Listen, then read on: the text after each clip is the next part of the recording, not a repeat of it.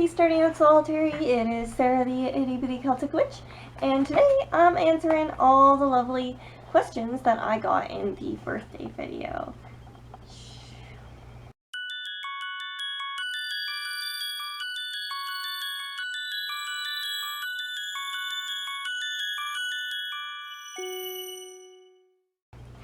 So, it is Saturday, which means yesterday was actually my birthday, and I'm now 21.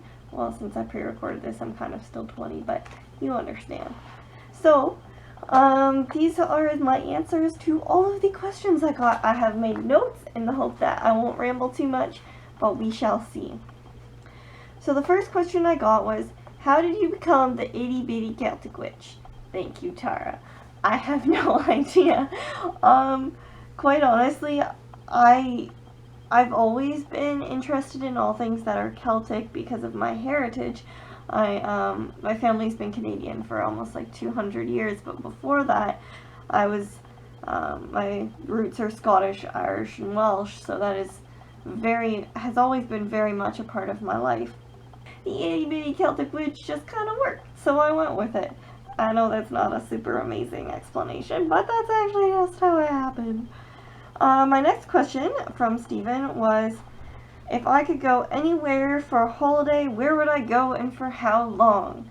Well, shocker, seeing as I'm the itty bitty Celtic witch, I would obviously go somewhere Celtic. I would love to go to Scotland, Ireland, or Wales, and really for as long as possible, which would probably be a couple weeks.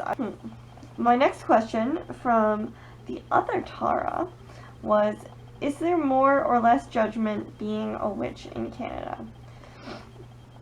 I would say that no matter where you go, if you are any sort of pagan-based religion, there's going to be skepticism, but I wouldn't say that I am judged harshly for my beliefs. I mean, I also don't go around just telling everybody what I believe, because it would just be weird to do that. You tell people your name when you meet them. You don't, like, say, hi, I'm pagan, nice to meet you, what's your religion? So, I think that, skepticism is a thing that happens, but overall, I am not judged harshly for my beliefs here in Canada, and I don't really know if that is comparable to the US, because I've never really been to the US, but, yeah. Then Katie asked me, how and when did you start making your own candles and tools? I have been making my own candles for about a year, and that's around the time that I made my first wand, which I wildcrafted, basically meaning I found a twig and I wrapped some grasses around it. And I started to make my own tools, or own candles and stuff, just because I thought it was something that I would like to do. I've always loved candles, and I just thought it would be amazing to be able to make my own, to infuse my own energy into them as I made them. Even though if you buy a store-bought candle and you add your energy to it, it's going to be the same. I just really wanted to be involved in that creative process.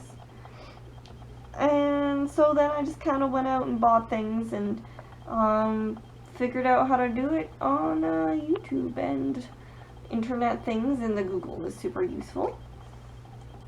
And then my next question was, what originally led you down the Celtic path, and how did you know at the time it was for you? Well, as I said earlier, my heritage is Scottish, Irish, and Welsh, so I was already raised in an environment where I was very, very familiar with Celtic things, although I was raised Christian, so I wasn't necessarily on the Celtic path as you would perhaps recognize it, but I did have a sense of Celtic spirituality even then. And I knew it was right for me just because it was in my gut. It was there.